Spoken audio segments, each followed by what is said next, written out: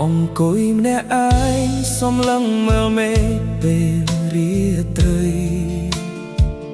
រូបភាពស្រីថ្លៃនៅតែលេចឡើងក្នុងចិត្តបង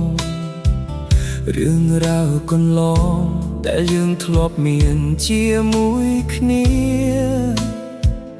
ពេលនេះប្រែជាត្រឹមតែស្រមោលអតីតកាលដឹងខ្លួនច្បាស់ណាស់ថាអូនមានគេថ្មីទៅហើយ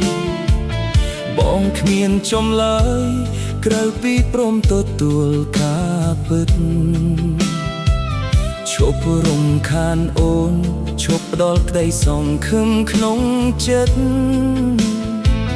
ត្រូវរៀនរស់ពិតដោយគ្មានរូបអូនទៅបងនឹងកាត់ចិត្តពីអូនរហូតដល់សូ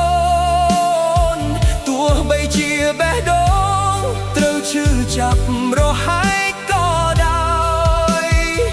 មិនអើយស្រក់ទឹកភ្នែកព្រោះតែមនុស្សស្រីមិនផែនក្តីឡើ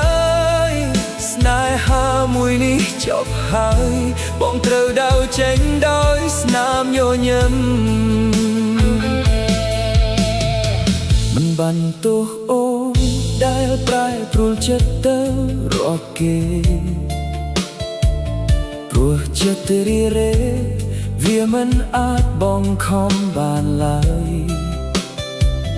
ជួនតរូបអូនឲ្យជួបស្នេហាមានចម្លើយចំណែកបងអើយត្រូវរៀនរស់ម្នាក់ឯងឲ្យបាន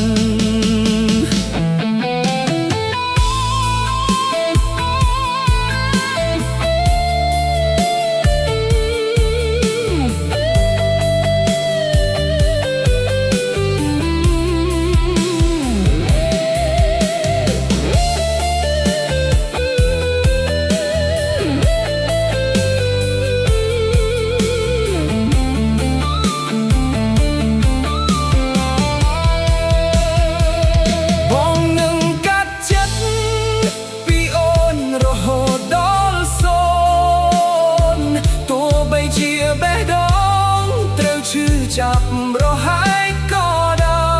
យមិនអើយស្រក់ទឹកភ្នែកព្រោះតែមនុស្សស្រីមិនផែនក្តីឡើយស្នេហាមួយនេះចប់ហើយបងត្រូវដើរចេញដោយស្នាមញញឹមចាប់ពីថ្ងៃនេះតទៅចិត្តដងនឹងគ្មានអូនទៀតទេភាគយនៃភាពឈឺចាប់នឹងថយចុះបន្តិចម្ដង